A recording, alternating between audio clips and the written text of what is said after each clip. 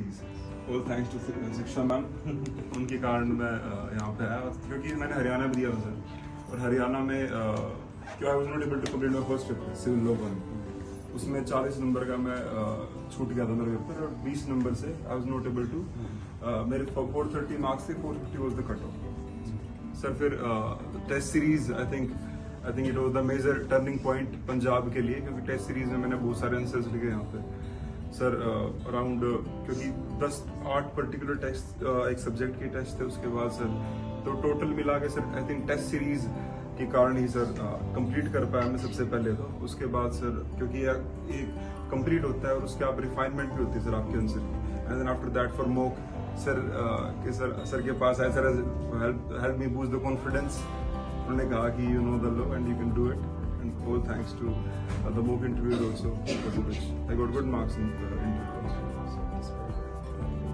तो जैसे कि आपने कहा कि मेंस की आंसर राइटिंग आपने यहाँ ज्वाइन किया था, तो मेंस की आंसर राइटिंग में आप जब ज्वाइन किया उससे पहले और ज्वाइन करने के बाद क्या डिफरेंस देखा आपने क्या चीज़ें सीखी? फ्रेम करना, इंट्रोडक्शन लिखना, आंसर को लॉजिकल एक रीजनिंग देना, क्या फर्क रहा उसमें? सर मेंस टेस्ट सीरीज से सर कई चीज़ें आपको हेल्पफुल होती हैं। पहले तो आप आंसर कंप्लीट करना सीख जाते हैं, क्योंकि आप क्वेश्चन कई सारे एलिमेंट्स होते हैं टेस्ट सब हेडिंग्स अगर आप बनाओगे किसी भी पेपर में, क्योंकि हर एक क्वेश्चन में कई बार 3 टॉपिक्स होते हैं। अगर आप सब हेडिंग बना रहे हो तो इट हेल्प्स, और उसका अगर 3 टॉपिक्स पूछे हुए उन्होंने, एक सब हेडिंग बनाया उसका आंसर कर दिया, तो it is easier for examiner also कि अगर उन्होंने 3 चीज पूछ रखी है, आपने 3 चीज आंसर करी, अगर आप बिना सब हेडिंग बनाए फिर भी आंसरिंग द क्वेश्चन, तो फिर वो इतना ढूंढना पड़ेगा उनके लिए, तो वो it won't be easier for the examiner. So mains में हमेशा ये चीज होनी चाहिए कि आप खुद अगर एग्जामिनर होते तो आपको खुद आपका आंसर आप कितने नंबर देते। और मैम ने भी काफी मुझे ये बताया कि अगर आप खुद ऐसा पेपर लिखो ताकि आप एग्जामिनर अगर खुद हो तो आपको कितने नंबर मिलेंगे। और सर सेकेंडली क्वेश्चन आप पूरा पेपर कंप्लीट कर देते हो, और थर्डली सर एक आपको पैटर्न मिल जाता है कि स्टार्टिंग इंट्रोडक्शन से लेके कंक्लूजन तक आप कैसे answer. Great, thank you so much.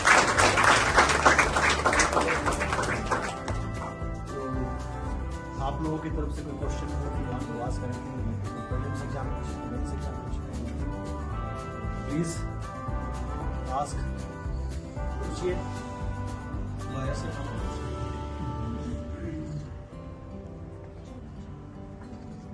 Any question from your side? या मैंने सब पूछ लिया? सब पूछ लिया, कुछ नहीं छोड़ा? सर कुछ बच्चों का डाउट रहता है कि प्रिपरेशन के साथ साथ अगर वो बच्चा एलएलबी भी कर रहा है, एलएलबी भी कर रहा है, तो कैसे मैनेज किया जाए? तो आई गेस अपना आरसी को ये दोनों बेटर बता सकते हैं कि आप लोगों ने मैनेज उस टाइम पे अपनी स्टार्ट कर दी जिस टाइम आपने